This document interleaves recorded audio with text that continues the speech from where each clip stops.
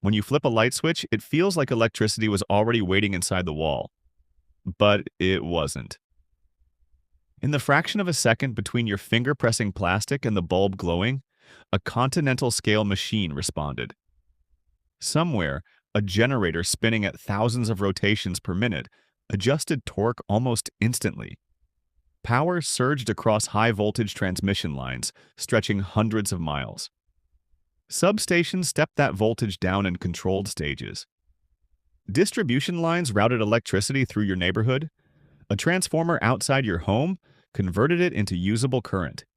And the grid recalculated supply and demand in real time. All of that happened before the filament warmed. The power grid is not a battery. It is not a storage tank. It is a live balancing act that must generate exactly as much electricity as is being consumed at every single moment.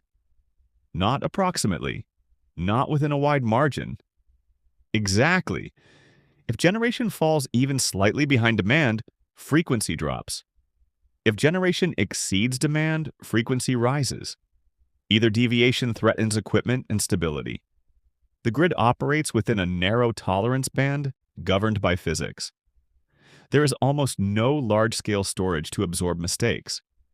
Electricity is produced and consumed simultaneously.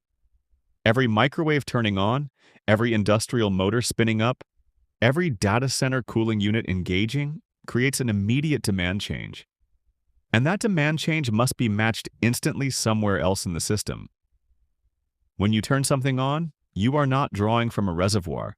You are triggering a ripple that travels backward through transmission lines, through substations, all the way to a spinning generator adjusting output to keep the entire system in balance. Electricity begins as motion. Inside power plants, turbines spin using energy from coal combustion, natural gas expansion, nuclear fission, falling water, wind pressure, or steam. Those turbines rotate generators, and generators convert mechanical motion into electrical current through electromagnetic induction. Some plants are designed to run continuously. Nuclear facilities provide steady baseload power but change output slowly. Large coal plants operate similarly. They are efficient at constant output but not agile. Other plants exist specifically to respond to change. Natural gas turbines can ramp up quickly, adding capacity within minutes when demand surges. Hydroelectric plants can respond even faster in some cases. Then there are renewable sources like wind and solar. Their output depends on weather patterns, not human intention. The sun sets whether demand is high or low. The wind calms without notice. Grid operators must blend all these sources together in real time. They forecast demand hours and days ahead, using weather models, historical consumption patterns, and economic activity. But forecasts are imperfect. A sudden heat wave can drive millions of air conditioners online simultaneously. A cloud bank can reduce solar output across an entire region in minutes. An unexpected industrial load can shift demand sharply. Electricity itself travels nearly at the speed of light, but the mechanical systems that generate it cannot adjust instantly. Turbines have inertia. Fuel supply systems require ramp-up time. Mechanical limits constrain response speed, so the grid continuously corrects itself. In North America, the entire synchronized network must maintain 60 Hz. That frequency reflects the rotational speed of generators. If demand exceeds supply, generators slow slightly and frequency drops. If supply exceeds demand, generators speed up and frequency rises. Even a deviation of a fraction of a hertz signals imbalance. Automated control systems respond in seconds. Operators monitor conditions constantly. If frequency drifts too far, protective mechanisms begin disconnecting loads or generators to prevent catastrophic damage. Once electricity leaves the generator, it enters the transmission network. Transmission lines are the highways of the grid. They carry electricity at extremely high voltages, often hundreds of thousands of volts, because higher voltage reduces energy loss during long-distance travel. These lines connect power plants to cities and interconnect regions across vast distances.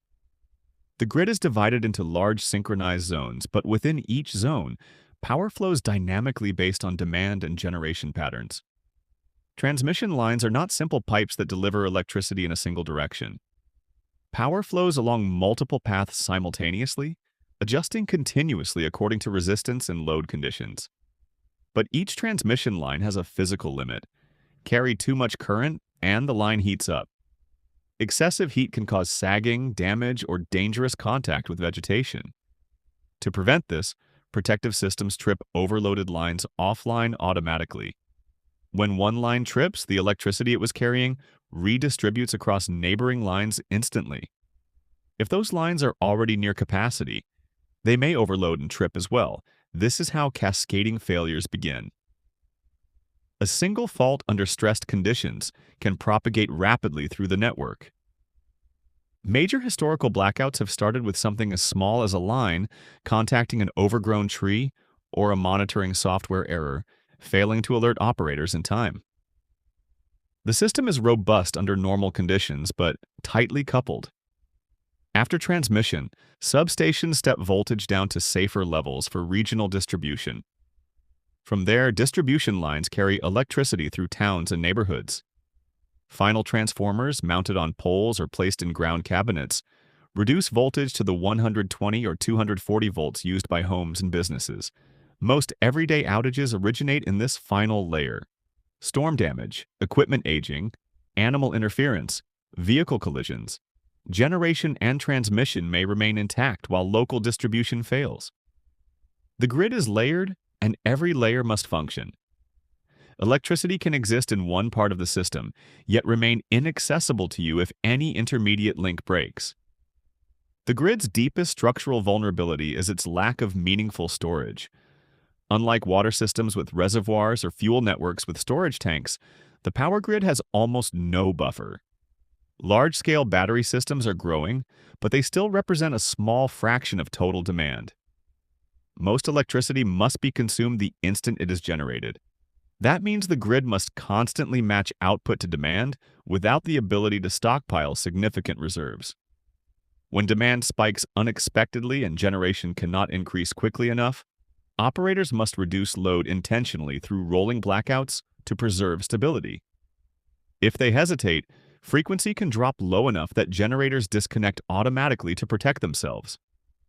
When generators disconnect, supply shrinks further, accelerating instability. The grid does not dim gradually when it destabilizes. It fragments. Sections isolate.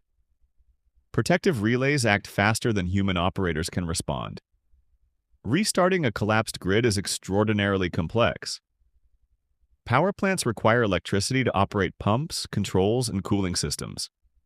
To recover, operators must perform a process known as black start, using specialized facilities that can start without external power, and then rebuilding the grid in controlled stages.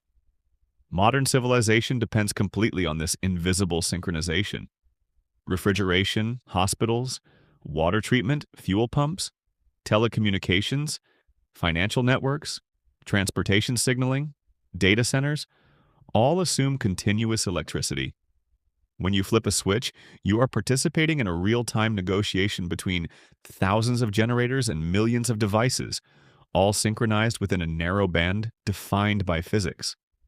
The grid delivers electricity not by storing it, but by balancing it continuously, precisely, without pause. And when that balance breaks, the illusion of permanence disappears instantly. One moment, everything hums. The next moment, it doesn't. That is how the power grid actually delivers electricity. Not from a reserve, not from a hidden stockpile, but from a constant, dynamic equilibrium that must be maintained every second of every day.